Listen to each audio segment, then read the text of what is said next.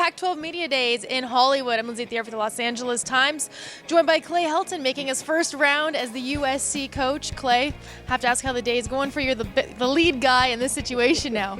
Well, it's been a lot of fun. It's starting last night with the ESPYs surrounded by great athletes, and then getting back with the media. You know, you could smell the football in the air. It's almost time, so it's an exciting time. You've been asked several times, but you're going to get it one more time.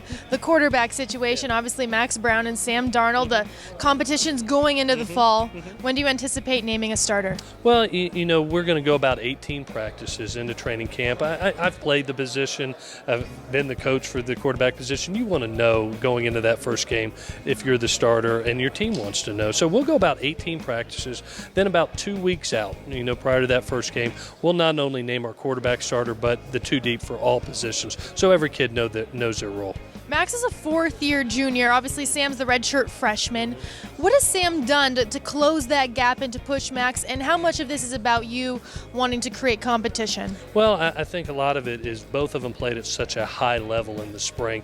I anticipated that from Max, you know, being that fourth year in training camp, that spring camp. I didn't anticipate it from Sam being his first, but he played at a great level, and that's what usually happens with elite quarterbacks, and that separation wasn't a ton. You know, if we would have played the Saturday after the spring game, obviously it would have been Max. But when you have 29 more practices to prepare for Alabama in that first game, you preach competition at all positions. Well, if you're going to preach it, you better do it, and that starts with the quarterback position. The interim tag's long gone, so now you're the head coach. You have your entire staff. What changes have you made, and what do you think fans will notice the most when you guys take the field? Well, the biggest changes that's made has been in myself, to be honest with you, to step back away from the offensive side of the ball as a play caller, as not always easy, as a game planner. No, but you know, that learning lesson from last season really taught me something about, you know, to be able to bring great people in like T. Martin, Clancy Pendergast, get John Baxter back, to be able to delegate authority to your coordinators and be able to focus on your team. I'm going to focus on fundamentals, techniques of our players at all positions, as well as helping our coaches become better coaches. I'd rather be known as a great head coach than a great play caller.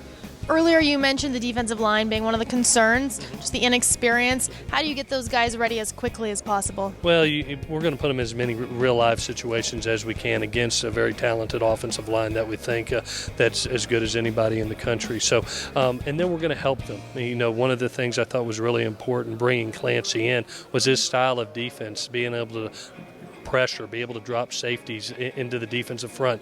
What does that put the pressure on? Puts the pressure on your defensive backs, you know, to do their job. Thank goodness you have the likes of Adoree Jackson and Biggie Marshall and the rest of the crew back there to be able to do some special things and help us with a young defensive line. Years have gone by where it seems like there's not really a backup. There's not a guy behind the guy. What's it like now to have a little bit of added depth, and you have competition, you can have some choices? Yeah, I tell you, I felt it in the spring to be 2-3 deep in the offensive line, to look at the wide receiver and the running back position and be deep, you know, to see some talented DBs out there. You know, you're feeling it come back. We'll be at 81 to 82 scholarships by the end of this time. Obviously, one more recruiting class. We'll get back to 85, but we've got plenty to do our job. It's not going to be the numbers. It's going to be about us doing our job at our position. The biggest thing that surprised you since becoming head coach would be? Biggest thing that surprised me is just the day-to-day consistency of being around the extreme talented kids that I'm around, and really the approach that they've taken to the season. I think by playing Alabama, Notre Dame, a Pac-12 schedule, it's been absolutely awesome to see what they're doing this summer. I just get a feel when the players are running their own practices, when they're up at 6 a.m. every morning doing what they're doing, it just leads you as a head coach to say, wow, this could be a special unit. So they've been the biggest surprise to me of the way they have brought about this season and what they're thinking about. Thanks for your time today. Thank you.